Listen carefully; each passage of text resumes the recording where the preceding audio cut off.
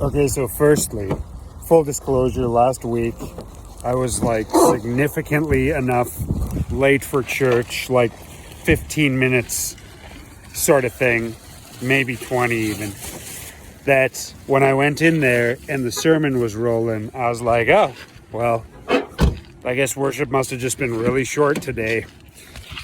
But then today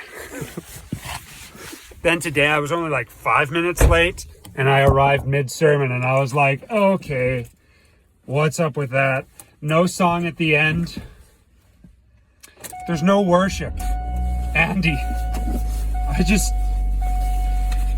I'm really looking forward to being able to worship God without the COVID hysteria. I can't tell you how much. So that.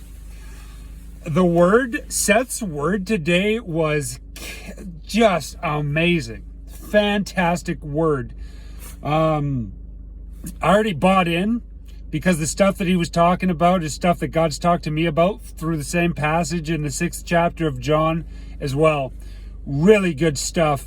The subject was about, the biggest part of what he talked about is the eat my body, drink my blood thing that Jesus says, and how he lost disciples because of that, and how it's not always easy words. Sometimes the Lord brings a hard word. You know, he brings a word that everyone can receive, but then as you come on in, eventually there's that word that cuts, that separates the disciples from the fans. That was a good word he preached. Really looking forward to, in just a full-on straightforward manner, just going to church being normal, not having to think about all of this other stuff. I'm grateful we're meeting again. I'm grateful that the government has not mandated that we should be. I'm not grateful to the government. The government had no right to tell us to shut down our church. No legal authority. And I will be speaking to the incoming administration about what this government has done, as I have been this whole time. But yeah, I'm looking forward to going to church with you, baby, and to just worshiping and amening some good sermons and just having normal church life. Look at this. Boy, these convoys, they're just like the Spanish Inquisition. These freedom protests, brother, you just never know when they're gonna pop on up. Praise God for strong, blessed Canadians standing up for what's right, standing up for what they believe in, unifying. It ain't over, baby. Woo! God bless them. God bless them, every doggone one. Yeah. I wonder, they must have something going on in the park over here. I wonder. I better go check that out.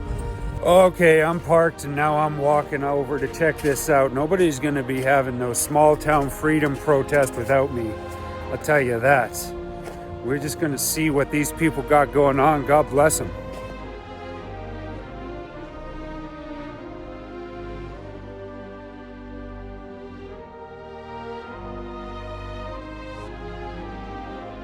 And here it is. Right?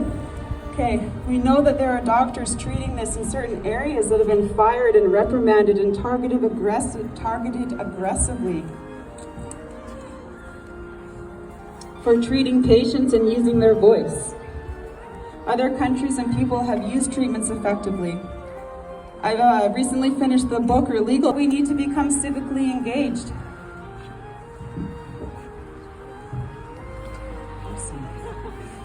My glove is working, but I just wish it would stop. It's because I'm cold. Okay, so we need to become more civically engaged. We have a mayoral election coming up in October. We need to elect a mayor who will stand up for us and for what is right and not enforce these mandates without even a vote.